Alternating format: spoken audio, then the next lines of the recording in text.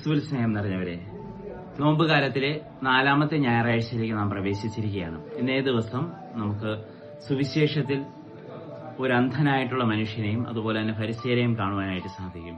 ഈ രണ്ടുപേരുടെയും മനോഭാവങ്ങളും ചിന്താരീതികളും വ്യത്യസ്തമാണ്. ഫരിസേയരാകട്ടെ പല പ്രാവശ്യം ഈ അന്ധനോട് അവന്റെ കാഴ്ചശക്തി ലഭ്യമായതിനെ കുറിച്ച് ചോദിക്കുകയാണ്. യേശു നൽകിയ കാഴ്ചശക്തി അത് ഏതു വിധത്തിലാണ്, അത് എങ്ങനെയാണെന്ന് പല ചോദ്യങ്ങളിലൂടെ ചോദിക്കുകയാണ്. പക്ഷെ എല്ലാ പ്രാവശ്യവും അന്ധൻ വളരെ കൃത്യമായിട്ടുള്ള ഉത്തരം നൽകുകയാണ്. അതായത് അന്ധനായിട്ടുള്ള മനുഷ്യൻ അല്ലെങ്കിൽ പിന്നീട് കാഴ്ചശക്തി ലഭിച്ച ഈ മനുഷ്യന്റെ ജീവിതത്തിലെ ക്രിസ്തു വന്നതിന് ശേഷം ഉത്തരങ്ങൾക്കൊരു വ്യക്തതയും അതുപോലെ തന്നെ ഉത്തരങ്ങൾക്കൊരു ശക്തിയും കടന്നു വരികയാണ്.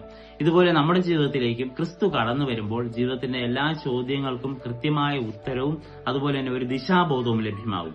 പക്ഷെ അതില്ലാതെ പോയ ഒരു വിഭാഗമായിരുന്നു ഫരിസേയർ. അവർക്കാകട്ടെ വീണ്ടും വീണ്ടും സംശയവും ക്രിസ്തുവിനെ കുറിച്ചും അതുപോലെ ജനങ്ങളെ കുറിച്ചുള്ള ഭയവുമായിരുന്നു. അങ്ങനെ സംശയത്തിന്റെയും ഭയത്തിന്റെയും നിഴലിൽ നിന്ന് പ്രകാശത്തിന്റെയും അല്ലെങ്കിൽ വെളിച്ചത്തിന്റെയും തെളിച്ചത്തിന്റെയും ഒരു ജീവിതത്തിലേക്ക് കടന്നു വരുവാനായിട്ട് നമ്മെ ക്രിസ്തുനാഥൻ ഇന്നത്തെ സുവിശേഷത്തിലൂടെ ആഹ്വാനം ചെയ്യുകയാണ്. ഇങ്ങനെ പ്രകാശത്തിന്റെയും വെളിച്ചത്തിന്റെയും ആ ഒരു തെളിച്ചത്തിന്റെയും ജീവിതത്തിലേക്ക് കടന്നു വരുവാനായിട്ട് ഈ നോമ്പുകാലം നമ്മെ പഠിപ്പിക്കട്ടെ.